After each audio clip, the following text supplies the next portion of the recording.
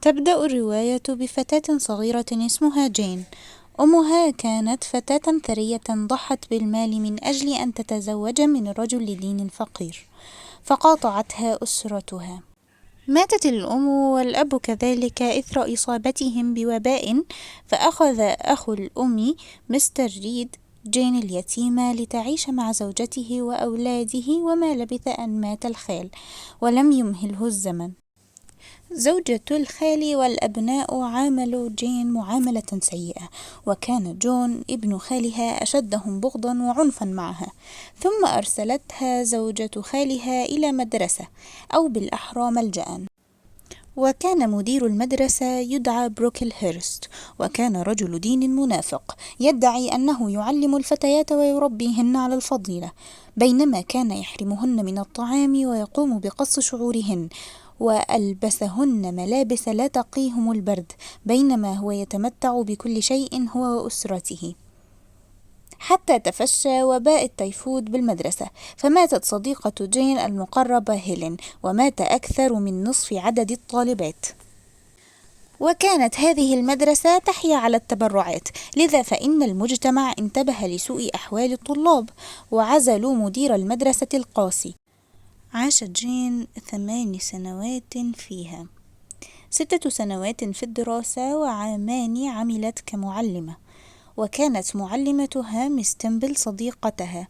وعندما تزوجت مس تمبل وتركت المدرسة، قررت جين أن تخرج لاستكشاف العالم الخارجي، فراسلت من أراد معلمة مقيمة، فانتقلت إلى قصر ثورنفيلد لتلتقي بأناس جدد طيبين، وأحبت صاحب القصر روتشستر وأحبها. وعند إتمام مراسم الزواج ظهر رجل ادعى أنه أخو زوجة روتشستر، وأن زوجته ما زالت حية، وهذا يبطل هذا الزواج. وبرر روتشستر ذلك بأن زوجته مصابة بالجنون، وحاول إقناع جين بأن يسافر إلى فرنسا لإتمام الزواج هناك، لكن جين رفضت هذا بدافع احترامها لدينها، وهربت من المنزل، واستضافتها أسرة مكونة من رجل دين وأختين، أطعماها وعطفوا عليها دون علمهم أنها قريبة لهم، وهيأوا لها عملا في مدرسة خيرية. علمت جين بعد ذلك بموت عمها، وأنه ترك لها ثروة تقدر ب20,000 جنيه، فقسمتهم بالتساوي هي وأبناء عمومتها، بعد أن اكتشفت أن عائلة ريفرز التي استضافتها هم أبناء عمها. ابن عمها جون ريفرز عرض عليها الزواج والسفر إلى الهند للتبشير، بعد أن ضحى بحبيبته لأنه وجد أنها لا تصلح لهذه المهمة، لكن جين رفضت هذا العرض. سامحت جين ميسيس ريد زوجة خالها، وأخبرتها ميسيس ريد أن خالها كان سيتبناها، لكنه مات قبل ذلك. ابن خالها صار شابا فاسدا، أنفق المال واستدان، ورفضت أمه إعطاءه المال فشنق نفسه. حنت جين إلى حبيبها بعد أن سمعت في إحدى الليالي صوته يناديها، فذهبت لتتلمس أخباره، فعلمت أنه قد حدث حريق التهم القصر، كان بسبب زوجته المجنونة. فأنقذ روتشستر الخدم، ثم صعد لأعلى القصر لينقذ زوجته، لكنه فشل في ذلك وصار أعمى وفقد ذراعه نتيجة الحريق، فزارته حيث كان يعاني الوحدة وتزوجا، ومع الحياة الهادئة السعيدة والعلاج رد بصره في إحدى عينيه، واستطاع رؤية ابنه الأول، وعاش في هناء وسرور. جين إير للكاتبة شارلوت برونتي. ولدت الكاتبة عام 1816 وتوفيت عام 1855 عن عمر يناهز 39. كانت الابنة الثالثة لباتريك وماريا برونتي. كانت طفولتها هي وإخوتها الثلاث تختلف عن باقي الأطفال، حيث عاشوا في عزلة محرومين من مرح الطفولة مثل اللعب والأكل وارتداء الملابس الجميلة، وذلك لأن والدها كان صارما. وبعد وفاة والدتها تولت تربيتهم عمتها التي كانت صارمة أيضا. الأطفال كانوا ماريا، إليزابيث، شارلوت وإيميلي. وبعد أن أرسلوا إلى المدرسة تعرضوا للعديد من الأحداث المؤلمة التي خلدت فيما بعد في مدرسة لود في الرواية. حيث عُاملوا بشكل سيء وفظ من ميسيس أندرو التي هي ميس سكاتشرد في الرواية، ولقد عاشوا في بؤس وجوع شديدين وفي ظروف غير صحية، وتفشى مرض التيفود في المدرسة حيث ماتت ماريا وإليزابيث، وأرسلت شارلوت وإيميلي إلى منزل ساحلي. عوامل الحياة الأسرية والطفولة لا بد أن توضع في الاعتبار عند دراسة جين إير لشارلوت ومرتفعات ويذرينغ لإيميلي. الأفكار الرئيسية: إن شارلوت تكتب روايتها عن الأطفال الذين يكافحون للبقاء أحياء وحدهم بدون عون. لمست الكاتبة فكرة النفاق، فهناك قانونان أحدهما للفقراء والآخر للأغنياء، وشخصية مدير المدرسة بروكل هيرست وكيف كان قاسيا بالرغم من دعوته للرب. أشارت أيضا إلى أن المرء لن يستطيع الحصول على المتعة بلا ثمن، فروتشستر كان يرى أن من حقه الحصول على المتعة لكنه عوقب ودفع ثمن أفعاله. الجمال الحقيقي عند شارلوت هو الجمال الداخلي، وهو الباقي مثل جمال هيلين وميس تيمبل، فهما مثالين للجمال الداخلي، حيث الشخصية الساحرة لميس تيمبل والحكمة والحب في هيلين. شارلوت أكدت على مفهوم الواجب، كما قالت على لسان جين: من الأفضل بكثير أن تتحمل بصبر أفضل من أن ترتكب أفعالا طائشة ذات نتائج شريرة. بعض الناس عند شارلوت جيدين للغاية لدرجة أنهم أفضل من أن يعيشوا في هذا العالم، ومن هؤلاء هيلين too good to live، حيث كانت حياتها فترة من النضج والنمو الروحاني بالرغم من معاناتها من الاضطهاد على يد ميسيس كاتشر ومستر بروكل هيرست.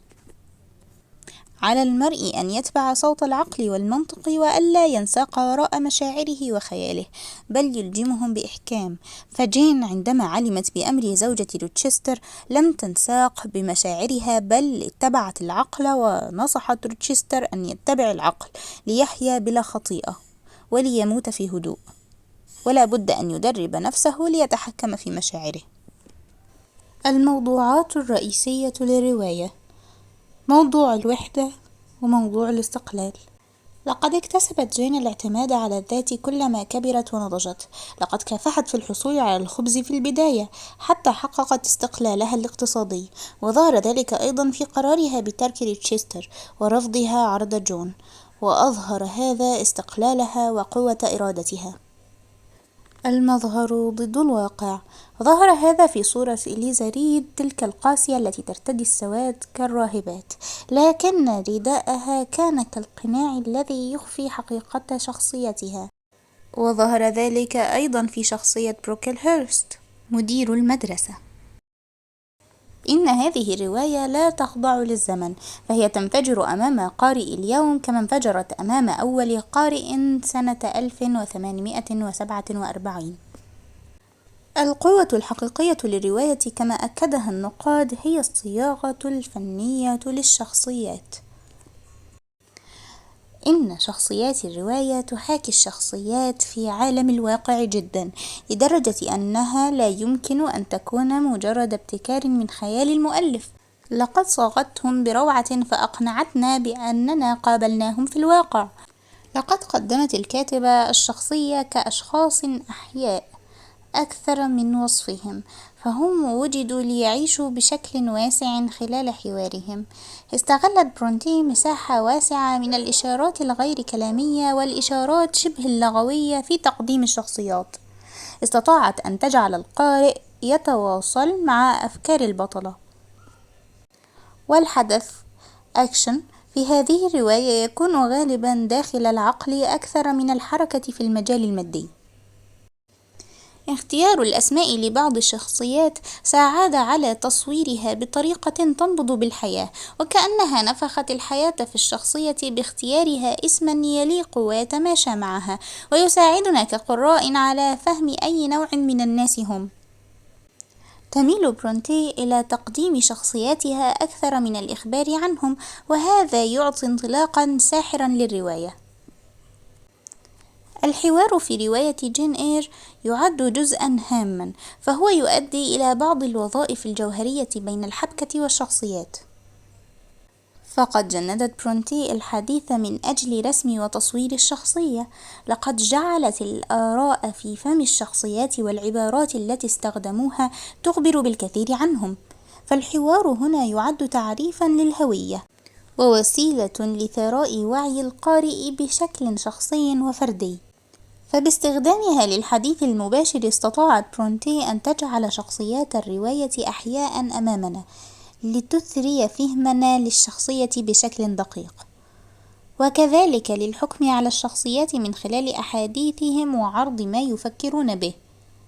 فلو أخذنا مثالا على قوة الحوار ما قدمته برونتي في بداية الرواية من حوار بين جين وابن خالها جون ريد، إن كراهية جون لجين واضحة جدا، حيث باغتها بلكمة غير متوقعة ليخيفها، ثم سألها عما تفعل خلف الستارة. هو اختار البدء بالعقاب البدني أولا بلكمها، ثم أعلن أنها مذنبة قبل أن يتحرى الأمر، وهذا يوضح طبيعة جون المريضة الغير عقلانية والتحيز الشديد ضدها، فهو دائم الشك بها، وكذلك لا يراها تستحق المعاملة كإنسانة، فهي عنده كالفأر، ذلك الحيوان المقزز، فهو دائما يناديها يو رات. إن الحوار هنا يكشف لنا مشاعر جون تجاه جين أبلغ من كثير من الكلمات، فاللغة هنا مركبة محملة بالقيمة والأهمية، فمن وظائفها الرئيسية أنها تظهر التوجه والنزعات، وتظهر العلاقة بين الأفراد. فهو دعاها بالفأر، ذلك الحيوان الضار القذر، وهي شبهته بالقاتل والعبد وأباطرة الرومان والسائق. إن حوارها يكشف عن عنف نابع من حزن عميق ومعاناة أجبرتها على العنف لتدافع عن نفسها، حيث إساءة جون التي تمثل ظلم آل ريدز جميعهم لها، وإساءة الحكم عليها بسبب يتمها وفقرها. يصف سيسل الرواية بأنها صرخة من القلب.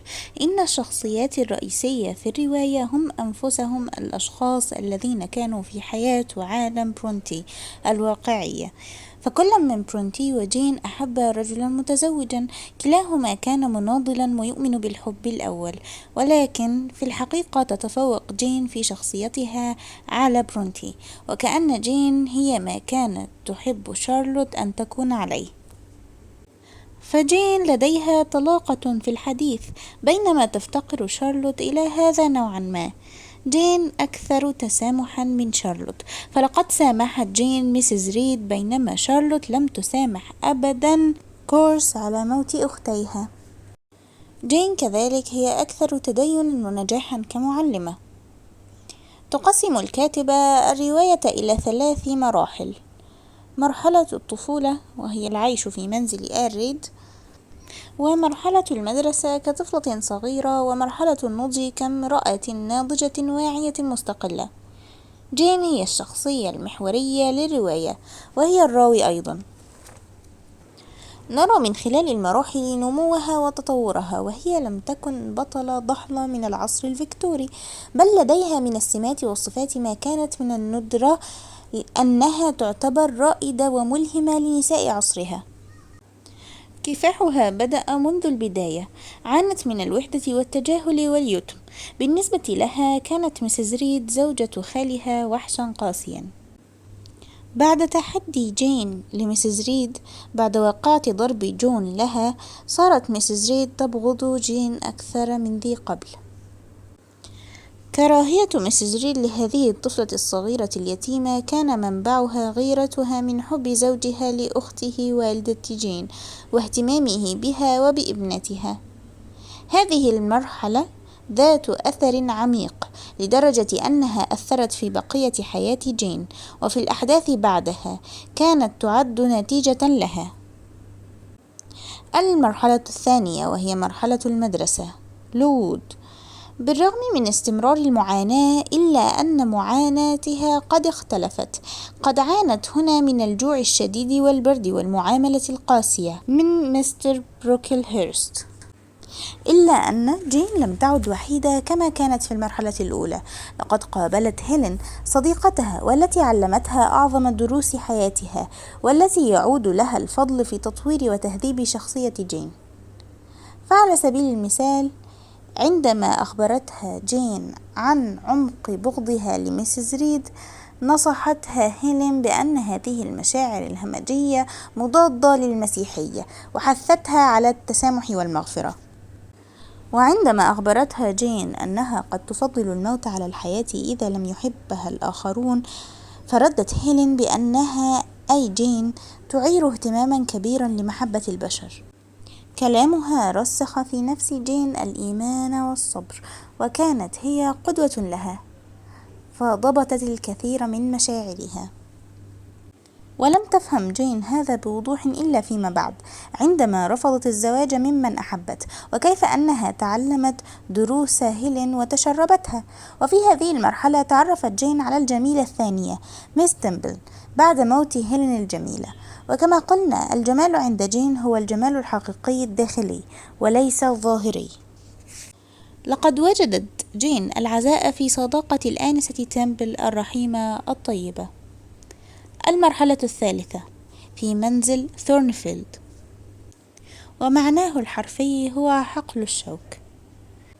في البداية لم تكن جين مرتاحة، إلا أن عودة مستر روتشستر غيرت حياتها، بل نستطيع القول أنه قلبها رأسا على عقب، وخاصة عندما شكرها على إنقاذها لحياته من الحريق.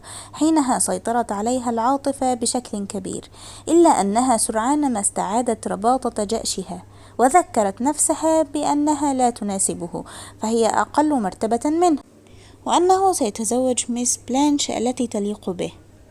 بالنسبة لها no sentiment no regret، لا مشاعر لا ندم. عودتها لأسرتها وزيارتهم وغفرانها لميسيس ريد تظهر كيف نضجت على مر السنوات، وكيف أثمرت تعاليم هيلين لها. الاختبار الصعب لمبادئ وطبيعة جين. جاء هذا الاختبار في يوم زفافها، عندما اكتشفت وجود زوجة روتشستر واتخاذها القرار الصعب بالابتعاد عمن أحبته حبا سابقا، بالرغم من توسل روتشستر لها لتهرب معه بعيدا إلى جنوب فرنسا وإتمام الزواج هناك. تمسكها بمبادئ وقانون الإله هو الذي حماها من هذا الإغراء، فحسب معتقدها أننا ولدنا لنكافح ونعاني ونبذل ما في وسعنا ونتحمل. ومما زاد يقينها رؤيتها روح هيلين وروح والدتها التي نصحتها بالهروب، فحسمت أمرها. وفي تلك المرحلة تجد بقية من عائلتها بعد أن كانت وحيدة، وحصلت على ثروة عمها المتوفى، وكأن هذا كان مكافأة على ما قامت به من تضحيات وليزيدها قوة. رفضت عرض الزواج بلا حب أو مشاعر، هذا العرض الذي قدمه لها جون ريفرز ليسافر للهند في مهمة تبشيرية. في تلك المرحلة نجد أصعب الاختبارات. بينما عرض روتشستر عليها الزواج عن حب حقيقي، لكن الظروف والوقت لم يكونا مناسبين، وإن تم ذلك الزواج سيكون غير أخلاقي. عرض جون عليها أيضا الزواج، لكنه على النقيض، زواج نبيل بلا حب قائم على التضحيات. جون ضحى بحبيبته التي لم تكن تصلح للمهمة، وتضحية جين بحبها لروتشستر. لقد كانت جين من الصدق والشجاعة والتقوى أن ترفض كلا العرضين، فبالرغم من حبها الجارف وشفقتها على روتشستر، كان لديها من الشجاعة والصدق ما جعلها لا تتنازل عن مبادئها، وكافحت ليكلل كفاحها في النهاية بالزواج ممن أحبته، ولكن بشكل ملائم. لقد تزوجت روتشستر بعد أن تطهر من خطاياه السابقة، وعاشوا حياة سعيدة مع ابن صغير. الزواج لم يتم إلا بعد أن توازنت كفة الطرفين، ففي البداية كانت جين فتاة يتيمة ضعيفة فقيرة، بينما روتشستر كان السيد القوي الثري. هي كانت بلا أدنى خبرة بالحياة خارج المدرسة، هو كان كثير الترحال كثير العلاقات ذو خبرة واسعة. هي كانت نقية بريئة. هو بالرغم من أنه طيب القلب في الأساس إلا أن ما مر به جعله قاسي القلب متقلب المزاج. لقد تم الزواج بعد أن صارت جين قوية وثرية، بل إن روتشستر هو الآن الذي يعتمد عليها لتقوده بعد أن فقد بصره وذراعه بسبب الحريق الذي كانت زوجته سببا فيه، وأثناء محاولته إنقاذها. وتلك النيران التي اشتعلت لربما صارت نيران التطهير. الأسماء ودلالتها في الرواية. يقال أن للأسماء قوة سحرية تؤثر على أصحابها، فهي جزء من الإنسان، وهذا ما فعلته برونتي في اختيار بعض الأسماء في الرواية. فمثلا جينير، بالرغم من اختلاف حروف كتابة اسم إير عن هواء إير AIR، لكن كليهما لهما نفس النطق. وجين كانت مثل الهواء تماما، كانت شفافة رقيقة كالنسيم، لكنها أيضا قوية كالرياح. فكما أن الهواء خفيف شفاف يرحل سريعا، وكذلك كانت جين مفعمة بالحيوية بسيطة. أحبها روتشستر كمخلوق رقيق، كما كان يسميها دوما آنسة إير، وأحيانا سبيريت أي روح، وأحيانا فيري أي جنية.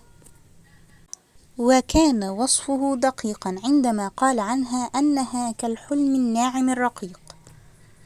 ميس تمبل، وتمبل تعني المعبد أو مكان العبادة، وهو مكان طاهر مقدس يهرع إليه العباد الضعفاء.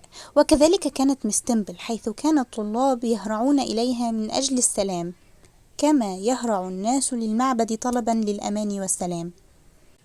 جون ريفرز، له من اسمه نصيب.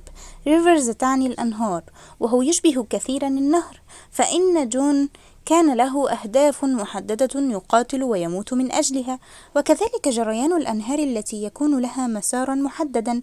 كريم معطاء مثل النهر، حيث استضاف جين دون علمه أنها قريبته، ويعمل في أعمال الخير ويقوم بالتبشير لإصلاح الأرواح، كما تصلح مياه الأنهار التربة.